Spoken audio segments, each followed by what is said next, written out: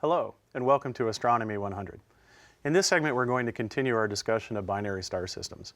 And if you remember from the previous segment, it's important to understand that in a binary star system, what we're really looking for is the masses of the stars that make up the system. And so let's get right back into it where we left off. When we were together last time, we talked about how in a binary star system, it is two or more stars that are orbiting around a common center of mass. And so we talked about how the two components are orbiting around a central point, and that, of course, is driven by gravity. Gravity is what's holding these stars together in the system. What we're going to do in this segment is I'm going to show you how it is that a binary star system is able to demonstrate the masses of the stars involved. Now, keep in mind that an orbit is driven by the gravitational pull between the two stars combined with their own velocities in the way that they move. And we talked about orbital mechanics in a previous segment. So these two stars are orbiting a point that is called the center of mass. Notice they're always opposite that point, and they're moving together collectively around that point. To understand how a binary star system reveals the mass of the individual stars, let me go to an analogy that might be familiar to you. In a playground, we have a piece of equipment called a seesaw. Not so much anymore these days, but used to be in playgrounds.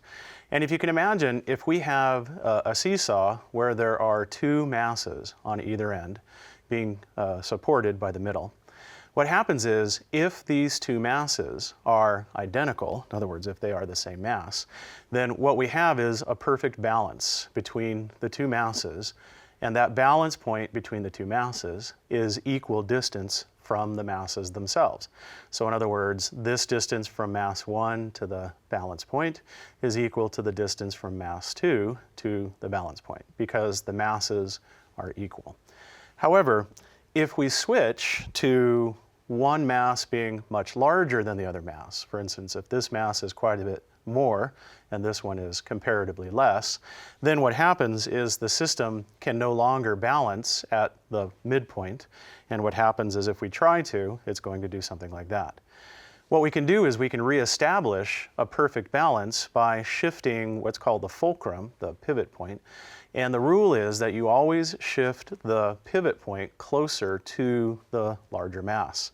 So if we were to do that, what you would notice is that at some point the two masses would balance and we'd reestablish that perfect balance. So this now becomes the center of mass. But notice how the distance between each of the masses and the pivot point is no longer the same. So if this is a particular distance away, we'll just call it a unit of 1, you'll notice that this mass is much further away. And if it turns out that if this is 3 times this distance here, then that means that this object's mass is 3 times more than that object's mass. So in reality, the balance between two masses and the distance between their location and the balancing point is reflective of their comparative masses.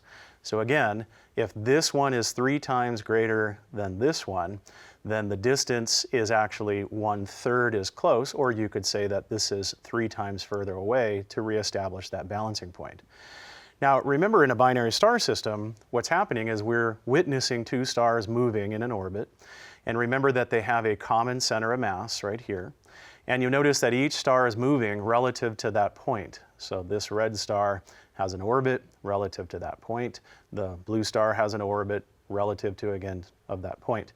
The stars are different temperatures, that's why they're different colors, but they are also different masses. And the reason why we know they're different masses is because the red star has a much bigger orbit, and you'll notice the blue star has a much smaller orbit. So think of it as that seesaw, but instead of just pivoting, we can now spin the two masses around a particular point. So the rule is, the star that has to move the most is the one that is the least massive. Just like on the seesaw, when we have a system where one mass is much further away from that pivot point, it is the least massive star or the least massive object that is the furthest away. So by comparing how these stars orbit relative to that center of mass, we can figure out the masses of the two stars, or at least their comparative masses.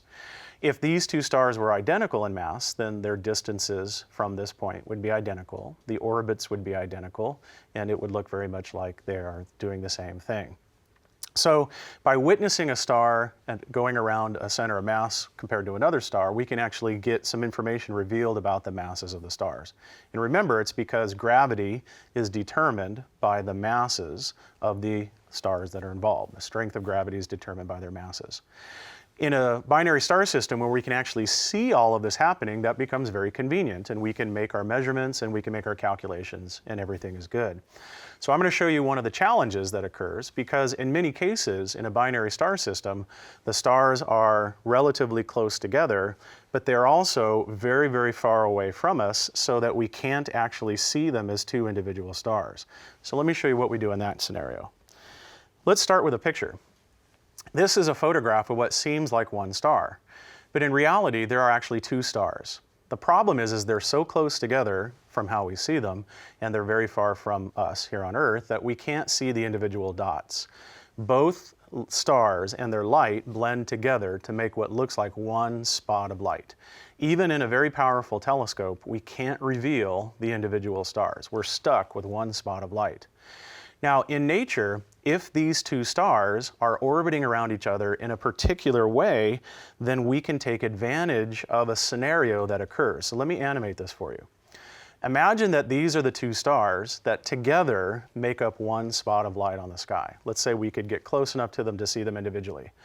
Notice that the orbit in this case is what we call edge-on, meaning that they're orbiting around that center of mass, but they're orbiting in a way that allows us to see them pass back and forth because of the orientation of the orbit. What I want you to notice is, though, one star will periodically pass in front of the other star, and then they both appear again, and then the first star will pass in front of the other star. Now, when this occurs, we go from seeing two components of light to one, back to two, and then back to one, and then back to two. So what's going to happen is that one dot of light that we see through a telescope will actually change its brightness over time. Now, in this animation, it's very subtle. Here's what I want you to watch. This would be the view from the telescope as you're looking through it. This looks like one single star, but notice how the star is changing its brightness as time goes by, getting brighter, slowly fainter, slowly brighter, slowly fainter. And so what is happening is one star is passing in front of the other star, and then they're both visible, and then the first star passes in front of the second. So this is a type of binary star system that we call an eclipsing binary star system. And the reason why it's called that is because, quite literally, one star is eclipsing the other star. But when you do that, you change the amount of light that comes from the system. So you get two components, and then one component, and two component, and then one component. Now remember, we can't actually see the two individual stars. Through the telescope, it appears as that one dot of light. But what we can do is measure the brightness of that one dot as time goes by. And that's what is happening on the bottom here. What we're doing is we're measuring the brightness of this system over and over and over and over again. And if we keep measuring the brightness over and over and over again, that brightness is going to change over time. Notice that it starts off at a maximum, then drops down to a minimum, and then comes back up to a maximum, and then drops down to another minimum, back up to the maximum. And it just repeats over and over again. So from the telescope, we don't get to see this, but from the telescope, we can measure this. And let me show you what a real one looks like. This is a binary star system that I studied when I was in graduate school. And so it is two stars orbiting around each other, but one star is blocking the light of the other star. And each of these little tiny dots is one measurement. And if we just simply make a measurement again and again and again and again as time goes by, you'll notice that when we put them all together, it's clear that this system is becoming fainter, and then it goes up to being brighter, and then it becomes really faint, and then it goes up to being brighter, and then it starts all over again. So this is two stars orbiting around each other. From this graph, and by the way, this is called a binary star system light curve, a light curve. From this graph, we can actually figure out everything we need to know. You'll notice that it repeats, and because it repeats, we can figure out the period of time that it takes the stars to orbit.